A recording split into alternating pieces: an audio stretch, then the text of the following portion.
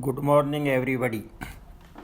I am Dr. Madhusudan Agrawal, Associate Professor, Government Commerce College, Kota. In our last lecture, we have learnt about the fourth head of incomes, that is income from capital gain. We have seen basis of charges under section 45 of Income Tax Act regarding the capital gains, or we also discussed short term and long term capital assets. Now we will discuss computation of capital gains. In this part, first we will discuss computation of short-term capital gain, then long-term capital gain. Firstly, short-term capital gain. In this part, first we will find gross sale consideration of a capital assets, less expenditure incurred wholly and exclusively in connection with such transfer of capital assets. इस तरह से हम gross sale consideration में यदि transfer के संबंध में कोई एक्सपेंडिचर हुए हैं वो घटा देंगे तो नेट सेल कंसिडरेशन प्राप्त हो जाएगा।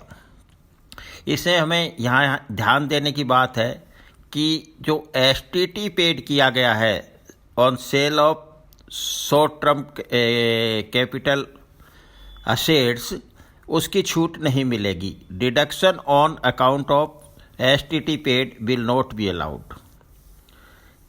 नेट सेल कंसिडरेशन प्राप्त करने के बाद हम उसमें उस कैपिटल असेट्स की कॉस्ट ऑफ एक्विजिशन को घटाएंगे, और साथ ही साथ कॉस्ट ऑफ इम्प्रूवमेंट यदि असेसी ने कोई किया है, असेसी असेट्स प्राप्त करने के बाद एक्विजिशन के बाद यदि उसमें कोई सुधार किया गया है तो उसकी भी जो लागत है वो कैपिटल असेट्स से ही मानी जाती है, तो उसको घटाएंगे। तो नेट सेल कंसिडरेशन में अपन कॉस्ट ऑफ एक्विजिशन और कॉस्ट ऑफ इम्प्रूवमेंट घटा देंगे तो हमें शॉर्ट टर्म कैपिटल गेन प्राप्त हो जाएगा, जिसे हम STCGB कहते हैं। इसके बाद करदाता को कुछ छूटें मिलती हैं कैपिटल गेन हेड के अंतर्गत।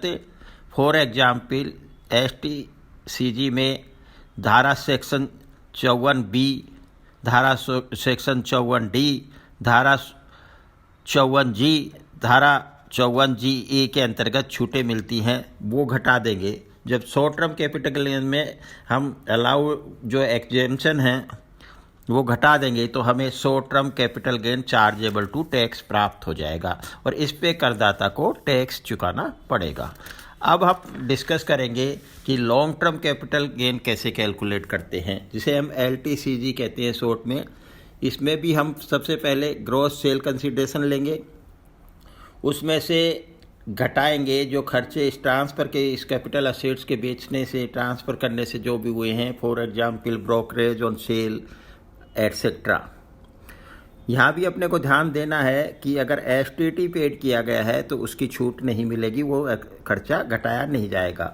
जब ग्रॉस सेल कंसिडरेशन में अपन net sale consideration, gross sale consideration में से अपन जो एक्सपेंसेस जो wholly and exclusively in connection with such transfer किए गए हैं उनको घटा देंगे तो हमें नेट सेल कंसिडरेशन प्राप्त हो जाएगा। अब देखिए, शॉर्ट टर्म कैपिटल गेन और लॉन्ग टर्म कैपिटल गेन दोनों अलग अलग तरह से कैलकुलेट किए जाते हैं। पहले अपन ने देखा कि शॉर्ट टर्म कैपिटल गेन में कॉस्ट ऑफ एक्विजिशन और कॉस्ट ऑफ इम्प्रूवमेंट अपन ने घटाया था, परंतु लॉन्ग टर्म के केस में हम जो असेट लॉन्ग टर्म में है उसके केस में हम इंडेक्स कॉस्ट ऑफ एक्विजिशन घटाएंगे। इंडेक्स्ड कॉस्ट ऑफ एक्विजिशन घटाएंगे, न कि simple cost of acquisition. Because inflation को अपन ध्यान में रखेंगे और जो कॉस्ट इन्फ्लेशन इंडेक्स के आधार पे हम उस संपत्ति की index cost of acquisition calculate करेंगे। तो उसका फॉर्मूला अपने को दिया हुआ है कि cost of acquisition into CII cost inflation index for the year in which assets is transferred. जिस साल संपत्ति बेची गई है, ट्रांसफ़र की गई है, ओनरशिप उस पर ख़त्म हुई है, उस साल का CII लेंगे और वो इसको डिवाइड करेंगे CII cost inflation index for the year in which the assets was first held by the SSC. जब भी एसएसी ने फर्स्ट हेल्ड मतलब सबसे पहले जब खरीदी थी, उस साल का जो CII है उसका भाग जाएगा। यदि असेट्स बहुत ज़्यादा पुरानी है तो अगर प्रीवियस ईयर 2001-2 का जो CII होगा उसको अपन कंसिडर करेंगे। इसमें अपने को ध्यान रखना है कि property held by SSC, first held by SSC और प्रीवियस ईयर 2001 और 2 विच एवर इज लेटर हो, जो बाद में हो उसका CII लेंगे। तो इस फॉर्मूले के आधार पे हम index cost of acquisition calculate करेंगे। अब इसमें क्या है कि ये इंडेक्सेशन कॉस्ट का बेनिफिट सभी असेट्स को, सभी लॉन्ग टर्म कैपिटल असेट्स को नहीं मिलता है, मतलब कैलकुलेशन में शामिल नहीं होता है। Benefit of indexation will however not be available in respect of long term capital gains from transfer of bonds और डिवेंचर। बॉन्ड्स और डिवेंचर्स के ऊपर हम long term capital gain calculate करेंगे तो वहाँ इंडेक्सेशन का बेनिफिट नहीं मिलेगा।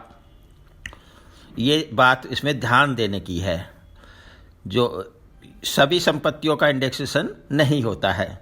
इसी तरह से हम इंडेक्स कॉस्ट ऑफ इम्प्रूवमेंट घटाएंगे, cost of improvement into CII for the year in which assets transferred और CII for the year in which the improvement took place. जिस साल इम्प्रूवमेंट हुआ है उसका CII और जिस साल ट्रांसफ़र हुआ है उसका CII, मतलब कॉस्ट इन्फ्लेशन इंडेक्स के आधार पे अपन index cost of improvement calculate करेंगे।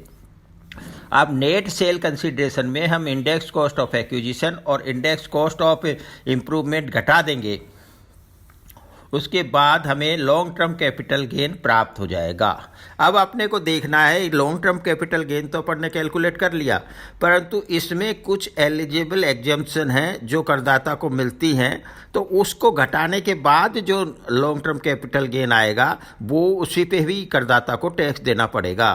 तो for example long term capital gain minus exemption under section 54B, 54D, 54EC, 54EE, 54F etcetera. ये घटाने के बाद जो आएगा हमारा लॉन्ग टर्म कैपिटल वो चार्जेबल टू टैक्स होगा। धन्यवाद।